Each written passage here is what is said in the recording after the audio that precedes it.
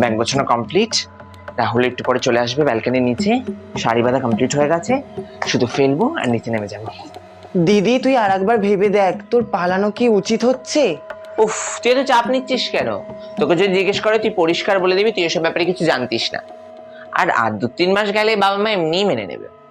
এই পিয়া, বাবা ব্যাগ গোছাচ্ছিস কেন? কোথায় যাবি? না না মা, তুমি বলো না আলমারিটা অগোছালো হয়ে থাকে, তাই আর কি গোছাচ্ছিলাম। বাবা সুবুদ্ধি হলো তাহলে। সে যাই হোক, ছোটকা মাটন বিরিয়ানি এনেছে, আয় খাবি আয়। এই পূজা আয়। দিদি রাহুলদা চলে এসছে, তুই যাবি না?